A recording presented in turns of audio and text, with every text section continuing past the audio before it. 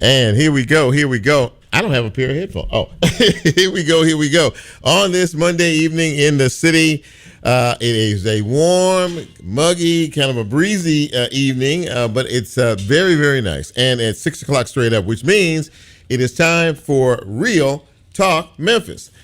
I am your humble host. My name is Chip Washington. Very happy to be here. Very happy to have you here, wherever it is you are out there in the world that we live in, whether it's Memphis or elsewhere or anywhere else. Glad to have you along for the ride for the next 60 minutes. We will try to inform and maybe even entertain you a little bit this evening. Let me see here. Since the last time we met, I'm sure that many things have happened in your world. I hope you all had a good Easter. Yesterday was Easter Sunday, and I hope that you all were able to fellowship, celebrate, and enjoy the day. Back to it on this busy and hectic Monday. We have a pretty good show for you tonight. At least we try to do so, and we think we may have accomplished that this evening. But first things first, how do you get this radio broadcast? Well, we are on 91.7 WYXR. And you would know that if you were listening to Level Lola right before us from 5 to 6 o'clock this evening. And also we are on the TuneIn app. You can catch us live there as well. We are live streaming tonight on Facebook Live. You can watch us if you feel like it. Also, a bit later in the week, once the show is posted, you can catch us on YouTube as well as we are a podcast. So when the show is posted, you can catch us wherever it is you get your podcast. We make it pretty simple for you. I'm going to say a program note at the top. Next week, we'll be here, but next week is Pledge Week. Pledge Week, you know, where we raise funds and we ask you very gently and kindly to help us continue to do what we do here each and every day with the fine talent we have here at WYXR, but more on that a little bit later on. In terms of the guest list tonight, looks pretty good to me. Althea Greene, who is the Memphis and Shelby County School Board Chairman. She will be joining me in just a few minutes. Of course, Dr. Marie Fagans started today officially as the new Superintendent of Education for the Memphis and Shelby County Schools on this April 1st. And we'll talk a little bit about that and other things that are happening in terms of our schools and things moving forward. A bit later on in the broadcast, we will have our good friend Brian Harris. Brian is the new director of the Memphis Office of Youth. And, of course, as school is out literally in about 8 weeks, give or take, attentions turn to summer and what is going to happen during the summertime. There's a work program, of course. There's an ambassador program. So we'll talk to Brian about it. I know he's been working hard. He is one of the new members of the Mayor Paul Young administration, and we'll talk to him about what is happening and what he's planning for our young people as we prepare to get into another summer. And a bit later on in the broadcast, we'll be speaking with August White, and August is the executive director of the recently newly opened mental health cooperative here in the Memphis area. Of course, there is one in Nashville and a couple of other places, but obviously mental health is a big need, a big concern. Not a big need, but there's a big concern here in terms of there are a lot of folks who are dealing with that. And this mental health cooperative is here to be able to help those folks out. And August will tell us how they plan on doing that just a little bit later on. But first, on this April 1st, brand new month, as this year continues to buzz on through, if you were born on this day, April 1st, of course, this is your birthday. If you had a birthday over the weekend or you have one coming up this week, this part of the broadcast is for you. It is called the Shout Out, and nobody does it like we do it on Real Talk Memphis. So without further ado, hit it, Brent. Happy birthday! Yeah, we have a few this week. Happy birthday going out to the following folks.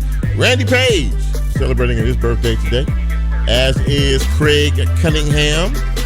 Monique Talbert, celebrating today.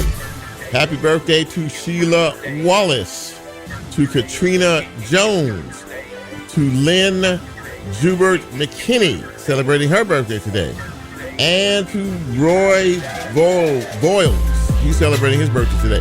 Lola has not gotten up to walk in this direction, which means no birthday is, in her vast world of associates and friends and family and the whole 9 yards.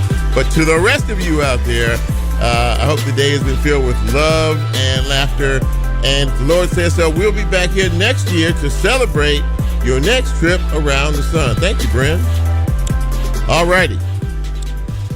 So a few news and notes this evening. Let's start out with our Memphis Police Department. And, of course, the latest issue concerning them has to do with the promotion. There was a promotion selection that happened here recently where individuals who had been with the force for a certain period of time were being promoted to a second lieutenant position. Well, now, that apparently did not agree with the Memphis Police Association, which governs the police department as a union. They say that the rank violates an agreement and its promotion process. So they took it to an arbiter. An arbiter said that the union was right. Then the city now has protested this as well, saying they want to throw this out. So what this has done now is cause more chaos in terms of a law enforcement agency that is really going through some stuff right now. Found out that as of this period, there are 1,850 plus officers on the Memphis Police Department. Generally speaking, they're looking at trying to get at least 2,300 to 2,400 officers to be able to do the job they need to do here. So that's quite a bit of a deficit. We're talking about 600 people that they need. The Memphis Police Department is not having the best of success or luck trying to find qualified officers who want to come here and protect and serve. And there are a lot of reasons for that, I would imagine. But that's a pretty big, deep hole. And, of course, this whole promotion process, which the union says wasn't sanctioned by them, is causing problems. Now, if this turns out that the union wins this particular battle, all the individuals who were recently promoted to second lieutenant will, in effect, be demoted back to their current position. So that's not a good thing all the way around. By the way, I forgot to mention after the birthdays, one notable death to report. Lou Gossett Jr., the great actor. Of course, he played Fiddler in Roots. He died a few days ago at the age of 87, a fine actor. And, that, of course, if anybody out here knows about Roots or remembers it or saw it in its many renditions, he did a great job in that movie. Also, many of you may have not have remembered this day, April 1st, in terms of a very, very popular music icon who was killed on this day in 1984. I'm speaking of Marvin Gaye. Marvin Gaye was shot and killed after a dispute between his mother and father. He tried to break up that dispute. His father shot him twice and killed him. This was one day before Marvin's 45th birthday. And this was way back in 1984. And I heard some Marvin Gaye coming in tonight, so that kind of took me back and reminisced. I did not realize he was that young when he left us. But anyway, something to remember there as well. So if you guys are interested in the Southern Heritage Classic, it's never too early to talk about the Southern Heritage Classic.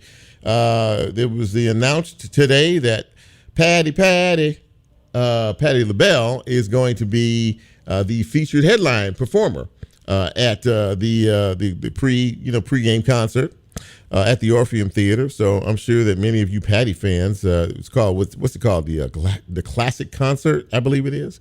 That happens on September 12th. They announced that today. This is a week of remembrance, and this is the week of tribute because on Thursday, the National Civil Rights Museum will remember Dr. Martin Luther King Jr., who was killed in our city on April 4th at 6:01 p.m. Central Time on this day. They will have many tributes. They'll have musical tributes. They'll have speakers. And of course, it would give you an opportunity to celebrate his legacy.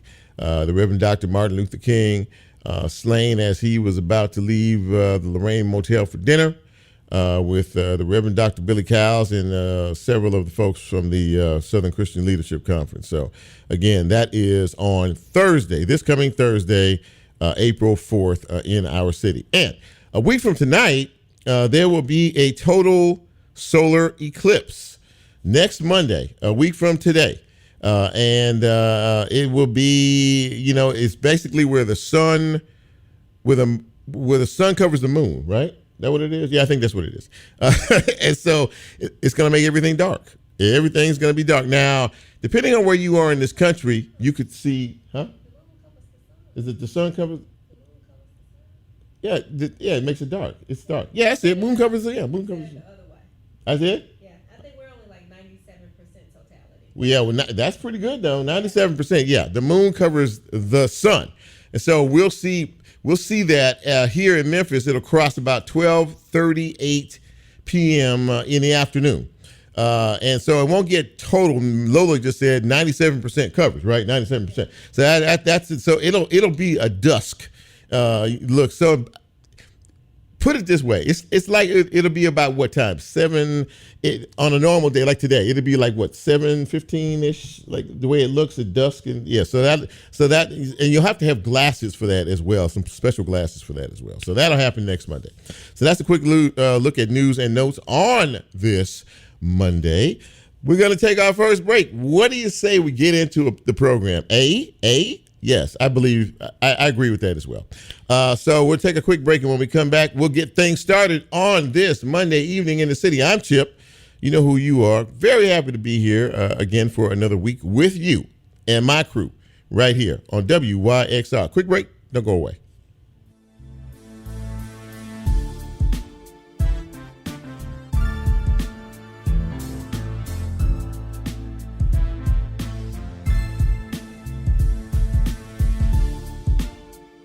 If you like Real Talk, here's a way you can get involved. Do you have a show topic idea or suggestion? Want to be considered a guest or have a guest idea? Then send Chip a message on his Real Talk show page and you can be a part of the Real Talk experience. So as he always says, go out and tell somebody. We'll be right back.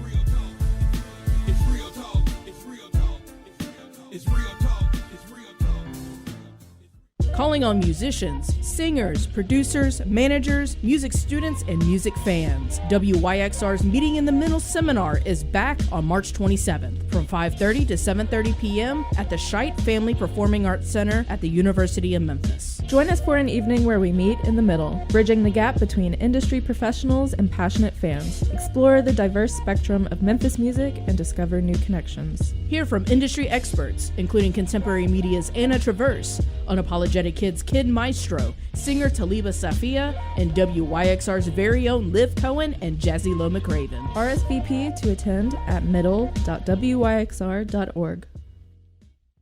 Mark your calendars for April 20th. It's the first ever WYXR Spring Reverb, a backyard concert fundraiser you don't want to miss. Enjoy live music from Pat Sansone, Greg Cartwright and Taliba Safia, drinks from Crosstown Brewing Co. and Rootstock, and bites from Restaurant Iris. All ticket sales directly support WYXR, ensuring we can continue to bring you the best in music and community programming. More info and tickets at springreverb.wyxr.org. Located on the second floor of the Crosstown Concourse, the Memphis Listening Lab is a nonprofit collection of music and music history that is open to the public every Tuesday through Sunday from 11 a.m. to 5 p.m. Boasting an eclectic collection of tens of thousands of LPs and 45s, a state-of-the-art sound room, and various vinyl and streaming listening stations, our free library has something for music lovers of all stripes. More information and the complete listing of upcoming events is available at memphislisteninglab.org. Support for WYXR comes from Team Clean. With more than 22 years of experience, Team Clean provides services for home, work, or studio space. Biodegradable cleaning products mixed with common sense and tailored to each client's needs. Estimates and information at weareteamclean.com.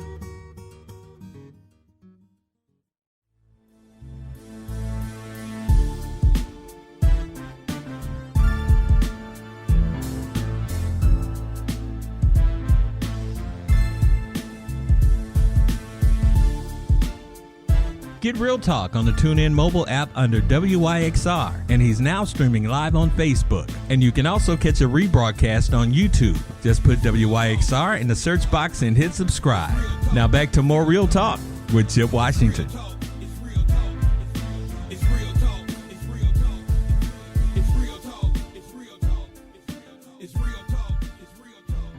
And welcome back to Real Talk Memphis on this Monday evening in the city. Chip with you. Very happy to have you with us as well, wherever you are catching us this evening. Now, I have been trying for a while to get our first guest on the show. She's a very busy person, and there's a lot going on out here, especially with her other obligations and duties. But I'm really happy to have her with us this evening. Many of you know her as a pastor, and many of you know her in her other position as the Memphis and Shelby County School Board chairperson. Please welcome to the show, Althea Greene. And it is so great to see you. Thank you for coming on the show, Althea. I really appreciate it.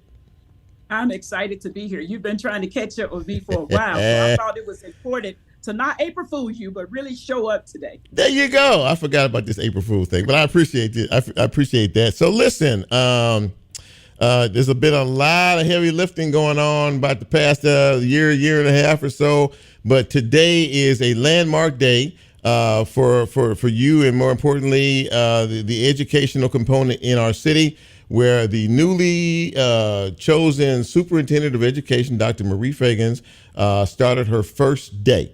And I know that has to be a hallelujah moment for you and a lot of the school board members. Can you tell us, what was there in the final analysis that made you all as a body decide that she was the one to lead our school district into the next millennium? Well, I think when you go back to when they brought in the finalists, the first 5, she came in like a ball of fire. She had a plan for every district 1 through 9. She had really done a homework on Memphis Shelby County schools. That was very impressive. Mm-hmm. And then when we came back for the final 3, she came in with a 100-day plan. And you're like, who is this woman? Who is this prepared to come to Memphis and to lead 110,000 students and 14,000 employees? And I think when we look back and we realize she was from Alabama, she's a Southern girl. She's been a teacher, a counselor. She's been a news anchor. She's moved on up through the ranks. She was willing to come to Memphis. She showed up the next week. She's been in the community for the last 20 days prior to this month, working, meeting community groups, showing up at the regional tournaments, the state tournaments. Mm-hmm. And she has been all over the place, busy as a bee. And so we were excited. Today was her first official day as superintendent of Memphis Shelby County Schools. She started at Melrose this morning, and I think she visited another school. She's in a meeting right now with the people of District 9. Right. And so I like that she hit the ground running. Yeah, I mean, obviously there's a lot of energy and there's a lot of excitement and there's a lot of enthusiasm for her in this position. This was a very interesting and I would say challenging and even difficult process for you all, would you say? But, to us getting here to this place where we are right now, I did see where she has presented, she's got several agendas, several steps, 1, 2, 3 steps in terms of how she plans on moving forward in leading the district. To you, in particular, what is or what are some of the important metrics that as a body you're going to have to be dealing with? I know there's the construction of 2 schools that is down the road. Some schools may close, and be some realignment and everything. But to you, what are some of the important metrics that need to be met? I think so. Right now is budget season. And that's always a very difficult time going before the county commissioners. You've got to be able to defend what's really important. We realize as we are clipping out of those ESSER fundings, Chip, that's a large piece of one-time money that will not appear. And so you have to look even at your academic scope and decide, we've been investing in this. Should we continue to invest in this, or should we focus on this? And so, as you said, just clipping off of ESSER funding, We're in the process of building a new Fraser High School, Right. a new East School out in the Germantown, Cordova area to be able to accommodate those students. So definitely our infrastructure plan will always be a priority to the district. Our buildings are older than we are. Right. And so, you really have to look at schools. And then when you start a repair or a project, if it's an old building, when you fix one thing, 10 more things break. And so at some point as a board, we have to decide, do we continue to invest in C or do we think about building Z? And we always know when you go down that road of building a brand new school, you're going to have to close some old schools. And we know people in Memphis don't like that word, but sometimes we have to do that in order to build a brand new school. Look at brand new Althea.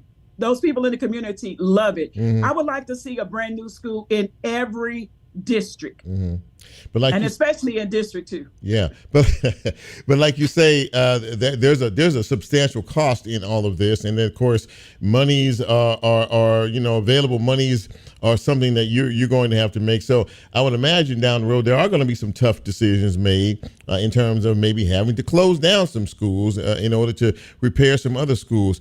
That seems to be one of the biggest issues, though, Althea, in terms of the age of the school. And let us all know, I mean, a lot of folks here, this is a legacy city, and a lot of generations upon generations have gone to the various schools. But you're right. Many of them are in desperate need of repair, are they not? Right. And when I look at Northside, I drove by that school for a long time, looking at that building, wondering, Lord, how long are we just going to let that dinosaur stand there? And then somebody like the WYXR come along and say, hey, we have a vision for that school. And now we're seeing almost like I call it a Crosstown North project that will take place in Northside. And so to your point, looking at buildings and determining, can they be repurposed? Chip, I've been doing a lot of research around repurposing school buildings. And what I see other states doing is taking buildings that they close, repurposing those buildings for condominiums and apartments. And that's a recruitment tool to get new teachers to come into your city. You think about it as a new teacher, your most expensive bill is your rent, your light bill, that cable bill. And if you could repurpose a building, and that's my vision, that's my dream, to recruit some of the best teachers in the world, to bring them to Memphis Shelby County schools, and to be able to repurpose some of the buildings that perhaps we may close.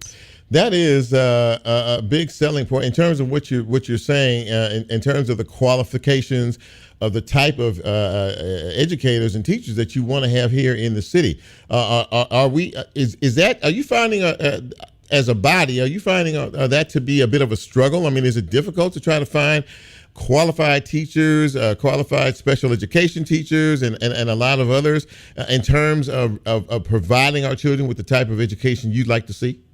I would have said yes, but 2 weeks ago, I'm going to say no, because we hosted a meeting 2 weeks ago where we invited our teacher assistants who would like to become certified teachers to come to an interest meeting.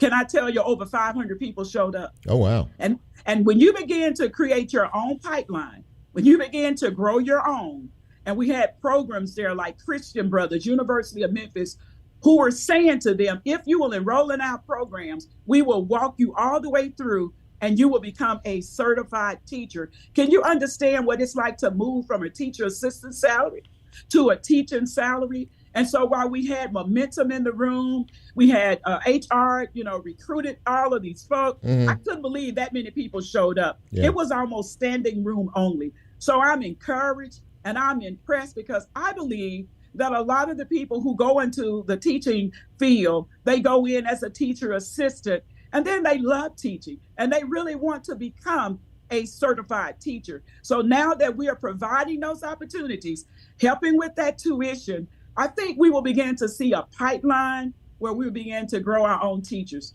because you don't have a lot of people going into be creative and come up with a way to get people in. So I'm excited. I'm very hopeful. And even if it means recruiting outside of Tennessee, I'm open to that. I want people who want to love our students, who want to teach our children and make sure that they are getting the best education available. That's all I ask for as a school board member, as a grandmother, as a retired educator. That's my want.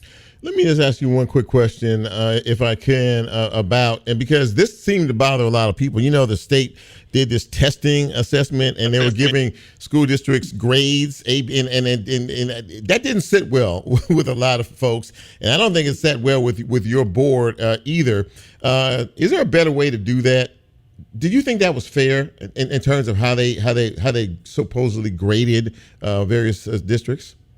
I think it was very unfair for them to decide and not have conversations with educators, to not have conversations with the district in Tennessee, but to decide, as to your point, they received one score, and then all of a sudden they went back to change it, and then it made some of the schools that were level A drop to level C, or level 1 to level 3. And so I agree with you. It was a little disheartening, but we know that we have great schools at Memphis Shelby County Schools. We are still a level 5 school district, and that's something to be grateful for, regardless of the transitions that we went through. Our graduation rate continued to soar. Our district was still a level 5. I'm excited about the directions of Memphis Shelby County Schools. Keep your eyes open. Keep your eyes on us. We're off to a great start.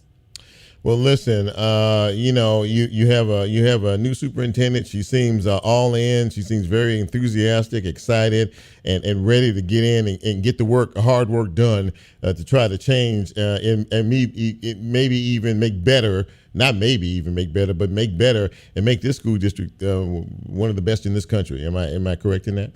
You're correct. And I think I also want to just take a moment to shout out our interim superintendent, Tatonia Williams, who led us for the last 18, 19 months, who didn't quit on us, who didn't give up, but gave us 100%. And so I say thank you to interim superintendent Williams as we welcome Dr. Fagan, and we will continue to soar. We will continue to fly high. I'm excited, and I want the city, the state, to keep your eyes on Memphis Shelby County School. It's on and poppy. Reverend Althea Greene, Memphis and Shelby County School Board Chair. Thanks so much for taking a few minutes of your schedule to come on and visit with us tonight and our listeners. I really appreciate it, and I hope I can get you again down the road one of these times. Hey, let's come back around after graduation season. Let's talk about these wonderful students that are graduating, the college choices that they are making, the career choices. I think it will be great conversation for our city to recognize our seniors that are graduating, and let's come back and love and celebrate them, Chip. Absolutely. Thank you so much for being with us. We'll talk down the road. Appreciate you. All right. Wishing you much love and happiness always. Thank you. All right. Bye-bye. Well, that was a great conversation. And again, we have a new superintendent. She started today. Great things ahead for all of us here in the academic area for our children. And as she said, class of 2024, graduation right around the corner. So we always celebrate that. Let's take another break. When we come back, we will continue our conversation and we'll talk about the youth. We'll continue that conversation about our youth with our next guest on this Monday edition of Real Talk Memphis. I'm Chip. Quick break, right back.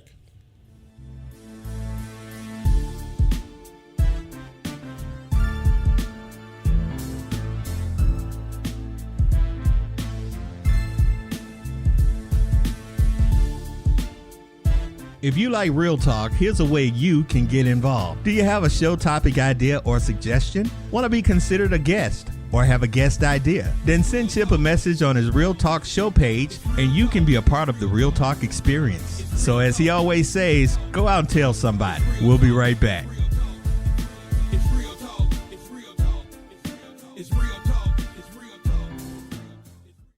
I'm Patrick Tamburino, host of the Techno Strategist podcast. Join me as we navigate the ever-evolving world of IT managed services and beyond. We'll explore everything from selecting the ideal tech partner to the forefront of cutting-edge technologies, all infused with my own unique perspective and hopefully a touch of humor. Don't forget to tune in to the Techno Strategist on the WYXR podcast network. For more information, head over to WYXR.org.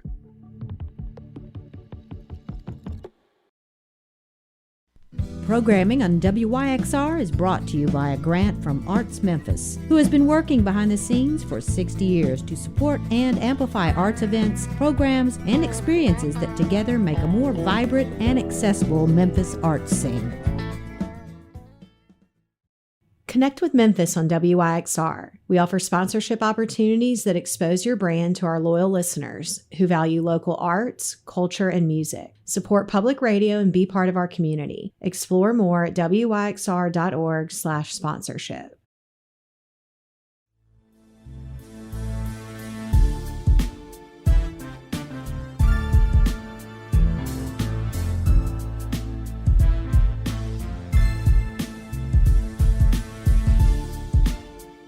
Get Real Talk on the TuneIn mobile app under WYXR, and he's now streaming live on Facebook. And you can also catch a rebroadcast on YouTube. Just put WYXR in the search box and hit subscribe. Now back to more Real Talk with Chip Washington.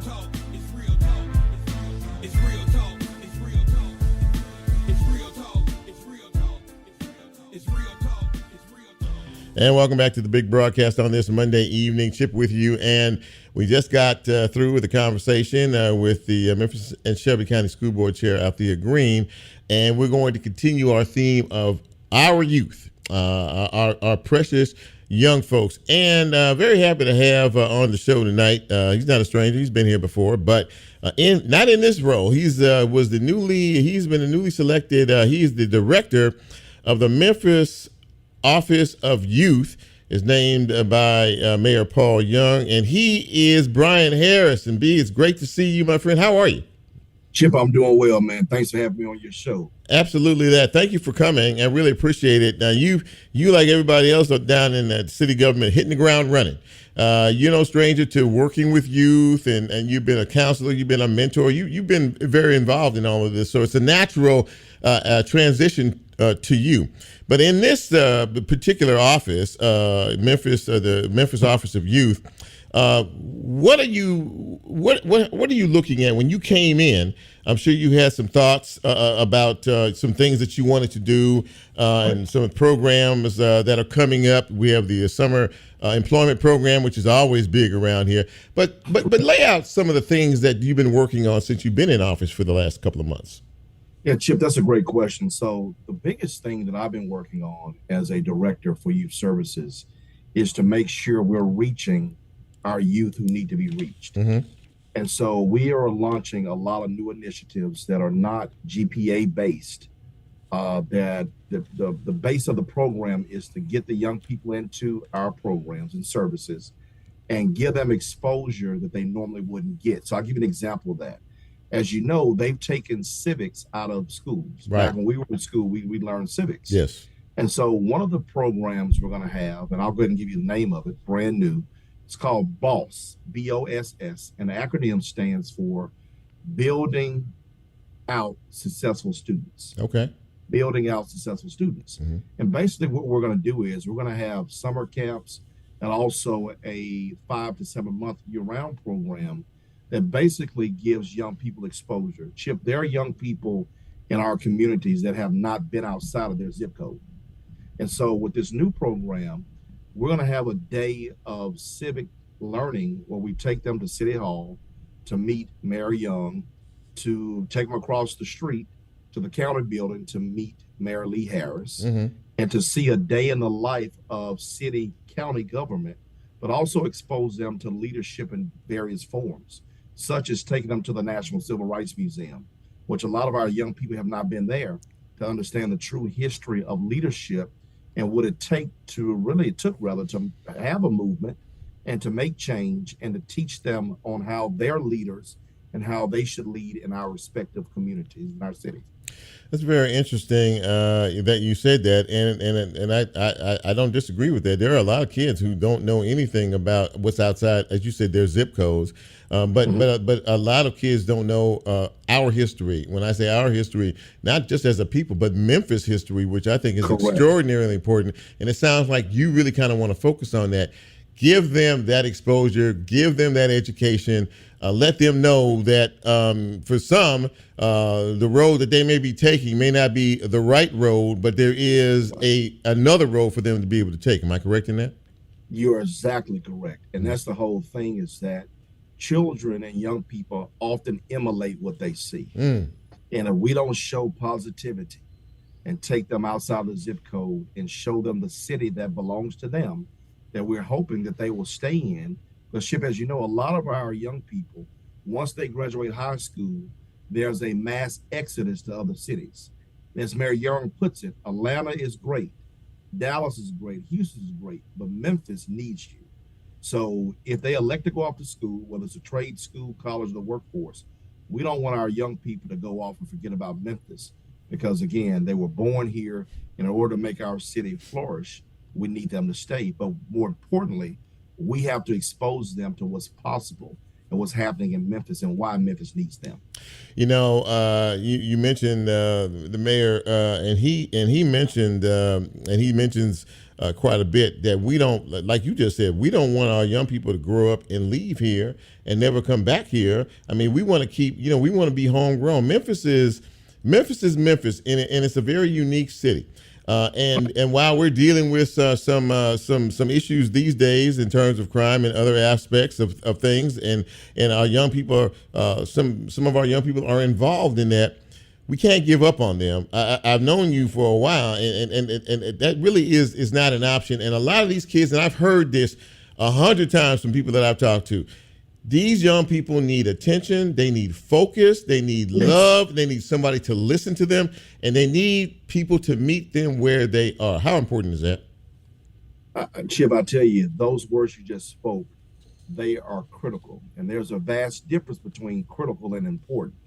And what you just said is critical, is that we have to meet young people where they are. We just had a youth forum in conjunction with city and county government. It was called the Youth Voice Summit. Mm-hmm. It was this past Saturday at Bridges.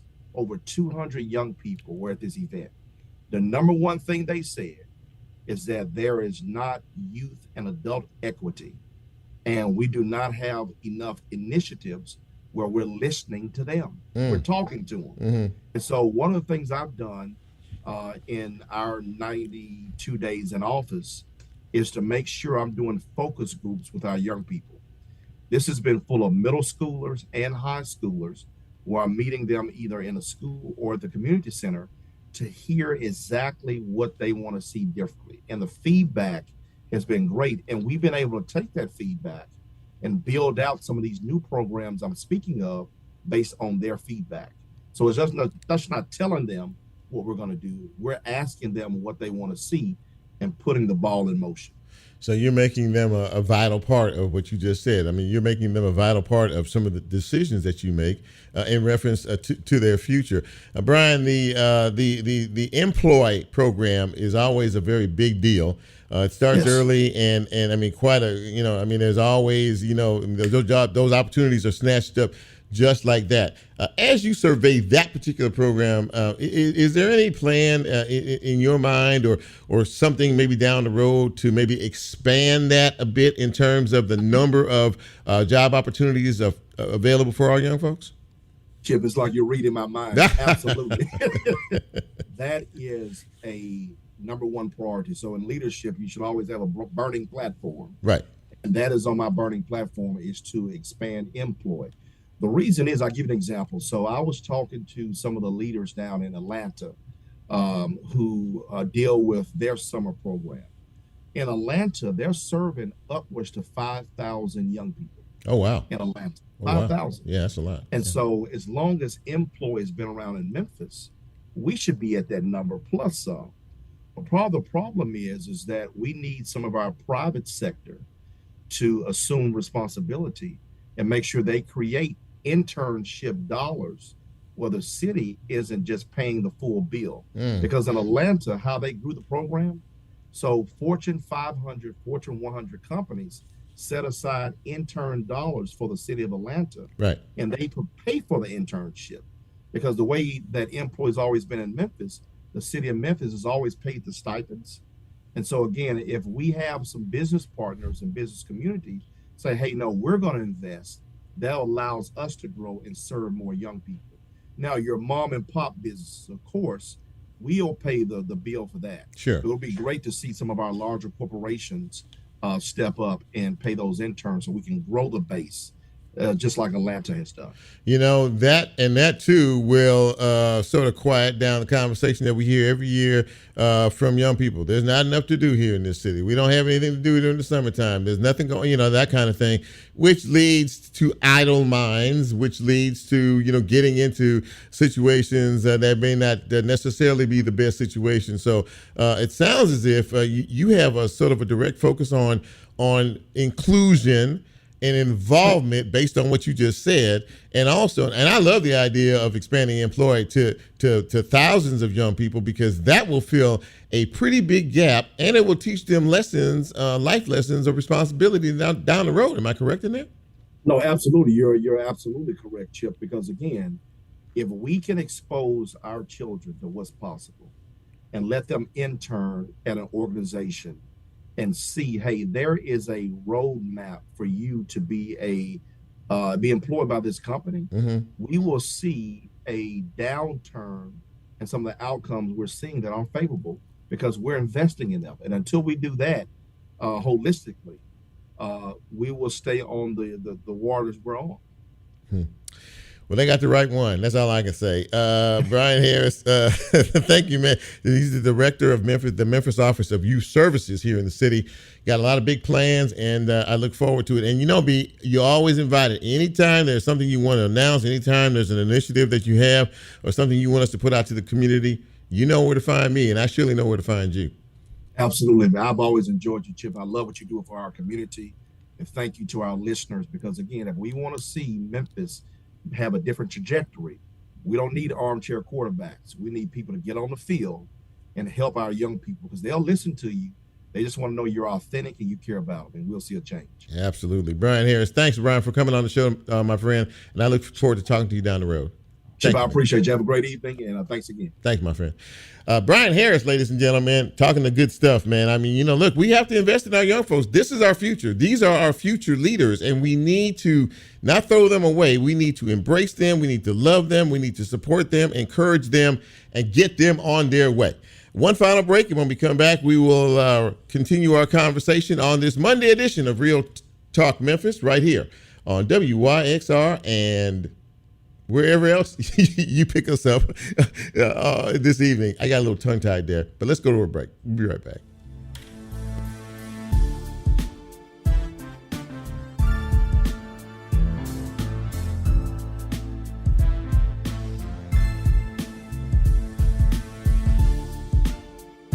If you like Real Talk, here's a way you can get involved. Do you have a show topic idea or suggestion? Want to be considered a guest or have a guest idea? Then send Chip a message on his Real Talk show page, and you can be a part of the Real Talk experience. So as he always says, go out and tell somebody. We'll be right back.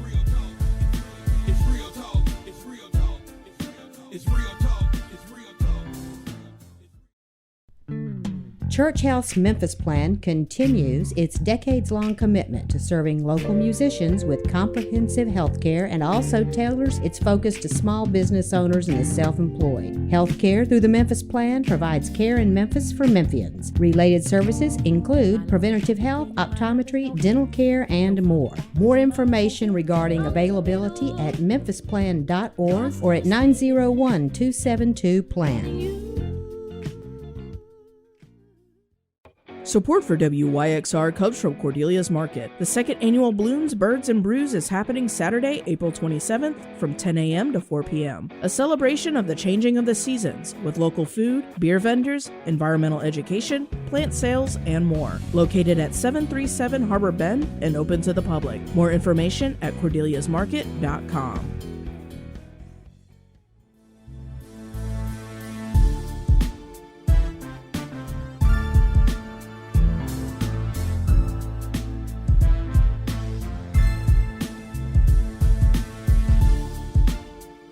Get Real Talk on the TuneIn mobile app under WYXR, and he's now streaming live on Facebook. And you can also catch a rebroadcast on YouTube. Just put WYXR in the search box and hit subscribe.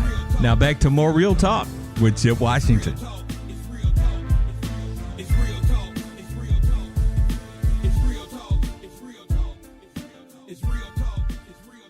And welcome back to the big broadcast on this Monday evening. Glad to have you with us. Chip here. And mental health is something that is a big problem for many people across this country. A lot of folks are dealing with that. Memphis is not excluded from that as well. And we have an organization that has been around for a while, but they just opened up a new facility here in our city because they see the need for it. And I'm very happy to have on the show August White. And August is the executive director of the Mental Health Cooperative. And August, it's great to see you. Welcome to Real Talk Memphis. How are you tonight? Thank you. I'm doing well. Thank you for having me on. Well, listen, thank you for being here. And more importantly, for what you do on a daily basis. And now for folks who don't know really much about the Mental Health Cooperative, kind of give us a rundown of what it is. And I know that it's based in Nashville, I think originally based in Nashville, right? Am I correct in that?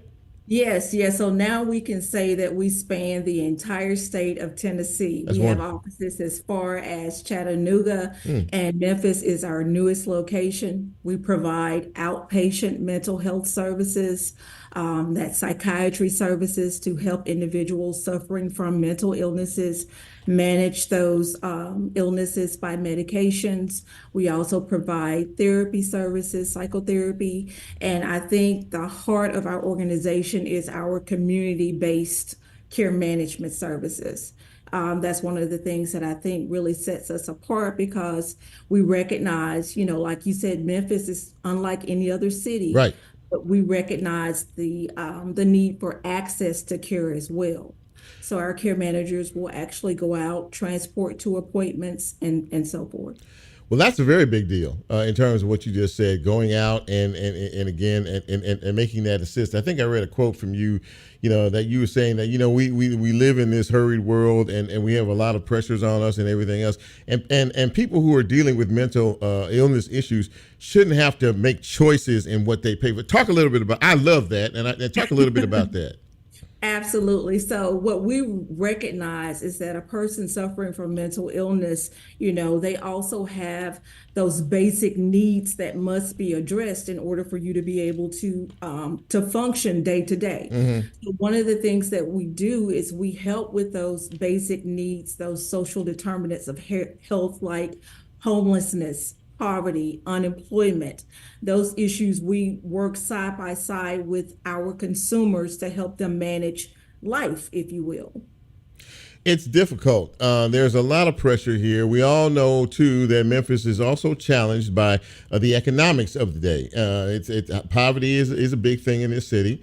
I don't think anybody would dispute that. It's not something people want to talk about, but it is what it is. And when you put that kind of, when you drop that into the normal pressure that people feel, especially those who are mentally ill, that can be extraordinarily overwhelming, can it not? Absolutely. I think the quote you're referencing is, I said no one should have to decide between putting food on their tables Exactly. and medications. Exactly. And that is the real life struggle of so many of our Memphians. And Mental Health Cooperative, for over 30 years, we've remained true to serving the underserved. So this is our community. So far, Memphis has been very welcoming to us. This is the population that we want to serve and have served. You have to, and again, to think about that and to look at the landscape. And you mentioned at the top that now you can serve folks from west to east and back. And so there really is no excuse. How important is the partnership? And I'm thinking partnerships here because I'm thinking law enforcement.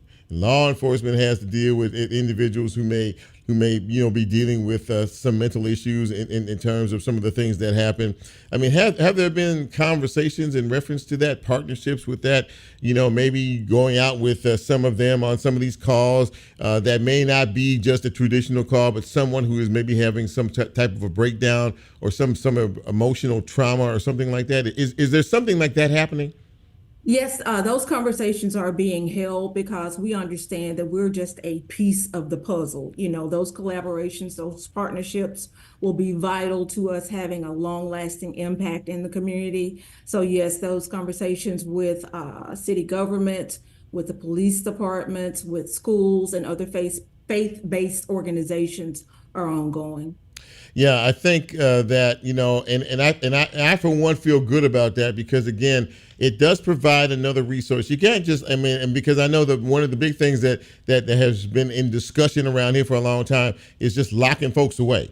I mean, you can't get the type of services when you're sitting in a 6x9 cell, not knowing what is going on with you, and like that's the solution to the problem. And like you said, the community-based aspect of what you do, and I can't talk about that enough, and I want to emphasize it more.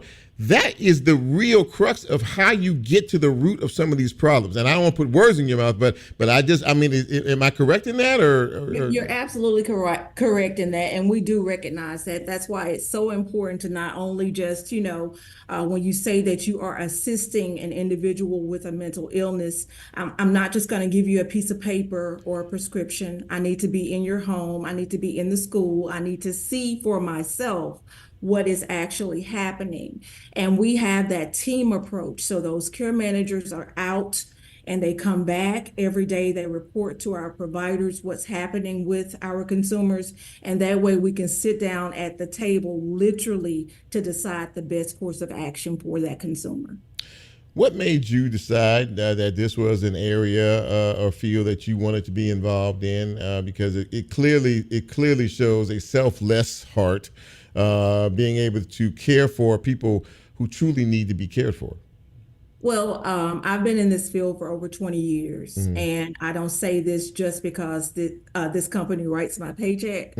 They actually answered my why, because I want to be able to, go to bed at night knowing that I've had some impact in this community. And that can be as small as one person at a time, but it starts to, over time, you can see all of the influence that you can have in this type of environment. At the end of the day, August, what do you hope this facility accomplishes? Now it's new here in the city, and that we need to let people know that you are here and that you are available and that you are serving the community. But at the end of the day, what do you all as an organization hope to accomplish? The main thing is that I want the people of Memphis and Shelby County to know that they have a choice, that there is an additional mental health resource available. We are open Monday through Friday, 8 to 4:30 each day.